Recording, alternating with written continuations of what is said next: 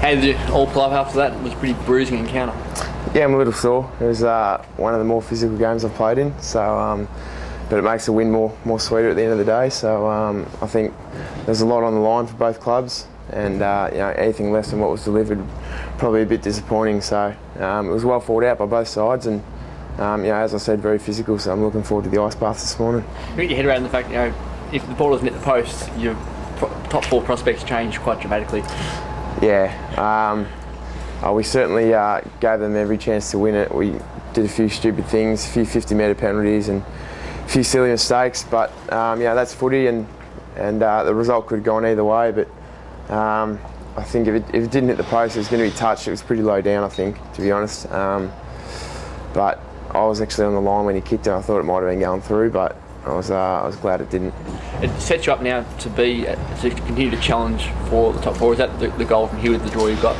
Oh, certainly is a goal. Make finals a lot easier if you finish top four, so we're going to strive for it. But we can't look too far ahead. We've got a fair test against the Doggies this week, who are starting to play some pretty good footy. They've certainly come a long way since we last played them, and they're obviously going to be a fair challenge come September as well. So it starts this week, and we've got to move on and try and recover best as possible, and hopefully win more games than we lose in this last bit of the season. You said you were on the line when he took that kick. Were the boys pretty nervous down there? Yeah, me and Will Schofield were actually hunched over telling Big Nick to use us as a platform if he needed. So we were trying to come up with any possible way to touch the footy if it was coming short, but I think there were 44 blokes on the line, or however many is possible, and he actually gave it a fair ride, so it was a pretty good effort from where he was. When he took the mark, I thought surely he couldn't kick it from there. It would be a bit unlucky if he did, but it's footy and anything can happen. But lucky to get away with the win. It was fairly scrappy, especially the first half. Is that just a result of the pressure being a derby? Yeah, the heat was certainly up in the first half. I think Fremantle have come a long way this year, and even without Sandilands and Mundy, they're still playing some really good footy, and their pressure's still up there. So it was always going to be a pretty hot game early on, and I think the pressure was right up all the way through. I don't think it really dropped off. It felt like that out there. It felt really physical and really hard, and but that's what derbies are about, and it makes, like I said before, it makes the win even sweeter. Is it good to have a game like that in terms of the intensity and so close, I suppose, heading into finals? Yeah, I've never played finals, but a few of the boys have said that was finals-like intensity, and there was a lot on the line, so it was always going to be a pretty upbeat game, and it's good for all our young guys to get a fair taste of what intense footy's all about. You're in ripping, Nick. You must be stoked with your form for the entire season. Not too bad. I've been a bit up and down. Would have liked a bit more consistency, but it helps when I'm roving to Nick and Coxie, that's for sure. They make my life a lot easier.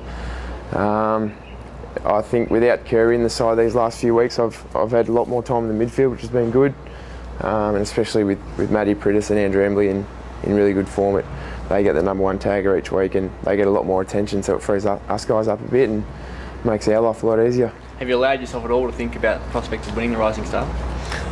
No, not really. I mean, it crosses your mind every now and then because it pops up in newspapers and stuff like that, but at the end of the day, if you start focusing on those sort of things, you lose sight of what your role is in the team. And at the moment, the reason for our success this year is that we've had 22 blokes that have an aim for individual success. We just want to play finals at the end of the day, and we're on the right track, and we just got to keep it up. What would it mean to you, though, to win that, or to be seriously contending for it at the end of the year? It'd be a nice accolade. I mean, obviously, to be mentioned, some of the guys who've won in recent years, like Joel Selwood, and to be put alongside those names would be a fair honour. But I won't be kicking a tantrum if I don't win it, that's for sure. Is that finals are far more important to you at this point? Yeah, certainly are. Yeah. Think you're a rob to miss out on the Glendinning? No, not at all. I think Dino had 42 hitouts or something and 22 possessions or something like that, and he's certainly in career best form, that's for sure. He certainly was a major factor in getting us over the line yesterday, so he's very well deserved winner. Would you say that's your best game so far? Or a month? It'd be up there with one of my better games, but I think I was just so happy to try and fill the spot for Curry at the moment. And when he comes back, I'll happily move back up forward for him. When you kicked that last quarter goal at 22 points up not long to go, did you think you had the match under control, or at least were close to that stage? Yeah, I thought we had the match under control. I knew it wasn't over. Freo have pipped us in the last few minutes a couple of times over the last few years. So, you know, obviously to come back from 22 points down with not long left is a great reflection of Fremantle and where they're at. Took plenty of fight and plenty of heart, and it's full credit to them. But we certainly did our best to let them back in it, like I said before, with silly free kicks and 15-metre penalties and stuff like that. So. You guys address that as a group yet, or will that be done? Yeah, we certainly will. We'll address it today in the team meeting.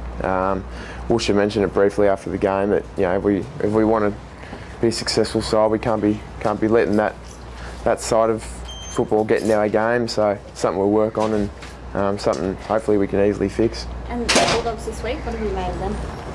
Like I said before, they've come a long way since we last played them, so it definitely won't be a 123-point win like last time.